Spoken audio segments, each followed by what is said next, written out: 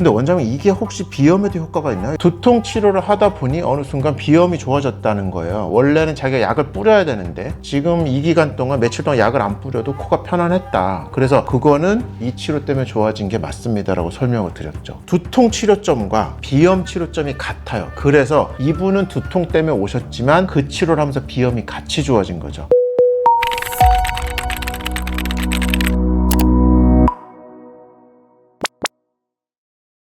안녕하세요. 통닥진료실 이기훈입니다. 오늘 통증 탐정 시간인데요. 그동안과는 조금 다르게 진행을 할 거예요. 의뢰된 사연 말고 제가 진료를 했던 환자분들 중에 조금 재밌는 케이스, 두 가지 케이스를 엮어서 왜 이런 식으로 아플 수 있는지, 어떻게 치료했는지 설명을 해드릴 거거든요. 자율신경성 통증에 대해서 좀 설명을 해드릴 거예요. 첫 번째는 30대 남자 환자분이었어요. 두통 때문에 저한테 오셨고 전형적인 자율신경성 두통 환자였어요. 머리가 무겁고 뭐 어지럽기도 하고 막 눈이 뻐근하고 이런 분이었거든요. 그래서 제가 정말 좋아하는 두판상근 치료를 해드렸죠. 두판상근을 비롯해서 자율신경 치료, 스냅피 치료를 해드렸는데 이분이 차근차근 좋아졌어요. 근데 한 치료 3회차쯤 머리가 좀 어떠세요? 이렇게 물어봤더니 많이 좋아졌어요 하시면서, 근데 원장님, 이게 혹시 비염에도 효과가 있나요? 이렇게 물어보시는 거예요. 그래서 원래 비염이 있으세요? 여쭤봤더니 중학생 때부터 비염이 심해서 항상 비염약을 먹고 있었는데 두통 치료를 하다 보니 어느 순간 비염이 좋아졌다는 거예요. 원래는 자기가 약을 뿌려야 되는데 지금 이 기간 동안 며칠 동안 약을 안 뿌려도 코가 편안했다. 그래서 이게 제 치료 때문에 좋아지신 건지가 궁금했던 거죠. 그래서 저는 비염을 정말 잘 고칩니다 라고 말씀을 드리고, 그거는 이 치료 때문에 좋아진 게 맞습니다 라고 설명을 드렸죠. 두통 치료점과 비염 치료점이 같아요. 그래서 이분은 두통 때문에 오셨지만 그 치료를 하면서 비염이 같이 좋아진 거죠. 비염은 스냅피 치료에 잘 낫거든요. 두통의 치료점은 제가 항상 말하는 두판상근, 이 두판상근을 이렇게 보면 흉추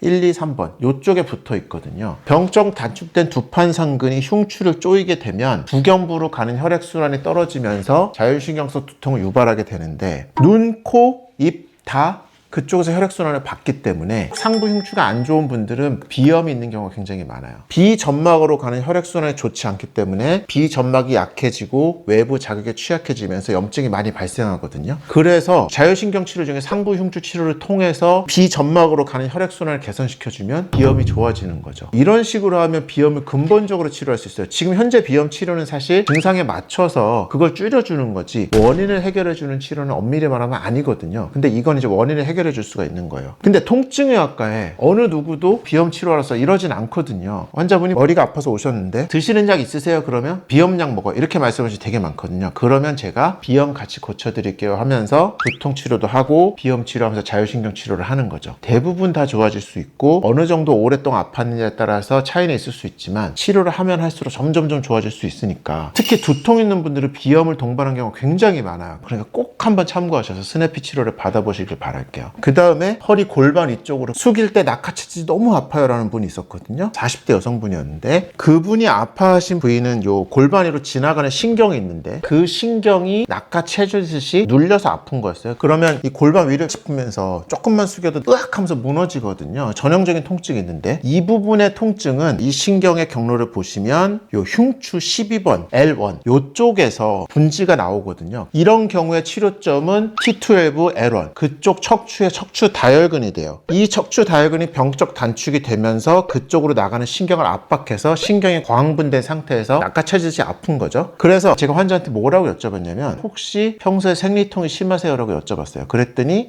어떻게 하세요? 이렇게 물어보시는 거예요. 제가 왜 그걸 여쭤봤냐면 자율신경 치료에서 생리통 치료를 또 잘 할 수가 있거든요. 생리통의 치료점이 여기랑 겹쳐요. T12L1 하부 흉추 쪽이거든요. 이 부분이 안 좋은 분들은 대부분 생리통이 심할 수밖에 없다는 걸 저는 알고 있으니까 한번 확인을 해본 거죠. 역시나 이분은 생리통이 원래 심해서 거의 매번 응급실을 가시는 분이었어요. 그러니까 생리통 기간에 한 번은 너무 아파서 응급실을 가실 정도로 되게 심하신 분이었거든요. 그래서 제가 그 부위를 치료를 해드렸고 허리랑 같이 생리통이 좋아졌죠. 이게 왜 어떤 식으로 중첩이 될 수 있고 왜 어떻게 치료하는지 설명을 해드릴 거예요. 우리 몸이 이렇게 척추에서 신경이 쭉 내려가죠. 그 중에 척추에서 이제 척추 구멍들 사이로 신경이 뻗어나와서 우리 몸통과 사지로 뻗어나가게 되는데, 특히 흉추에서 나오는 신경계 섬유에는 교감신경 섬유가 섞여 있어요. 그래서 그래서 흉추에 부착되는 근육들이 긴장을 하고 흉추를 조이게 되면 척추 추간공의 압력이 변하면서 신경을 압박하게 되고 그 중에 교감신경 섬유가 압박을 받게 되면 교감신경이 과흥분하게 되는 거죠. 흥분된 교감신경이 혈관을 수축시키면서 그 레벨에 해당되는 영역의 혈액순환을 떨어뜨려요. 그래서 여러 가지 문제를 발생시키게 되거든요. 이게 자율신경계 문제의 핵심이에요. 상부 흉추는 코의 혈액순환을 줬죠. 하부 흉추는 자궁생식기의 혈액순환을 관장할 수 있어요. 그러니까 하부 흉추 근육이 긴장돼 있어서 평소에 자궁으로 가는 혈액순환이 안 좋은 거예요. 그러니까 똑같이 생리 기간에 호르몬 변화가 생기고 했을 때 좀 더 취약하고 통증이 심하게 오는 거죠. 그럴 때 스네피 치료를 통해서 자궁으로 가는 혈액순환을 개선시켜주면 생리통이 드라마틱하게 좋아져요. 이분도 저랑 3번 치료하시고 다음에 오셔서 응급실 안 갔다고 하셨어요. 생리통도 잘 반응하니까요. 마찬가지예요. 어느 누구도 생리통 치료하겠다고 통증혈압과로 오시진 않아요. 저한테 오신 분 중에 먼저 생리통 치료 받으러 오신 분은 한 분도 없었지만 자율신경성 증상이 의심될 때는 생리 주기에 연관이 있는지 꼭 여쭤보거든요. 그러니까 이분 같은 경우도 T12L1에 문제가 있었고 거기를 치료했을 때 두 군데가 같이 좋아진 거예요.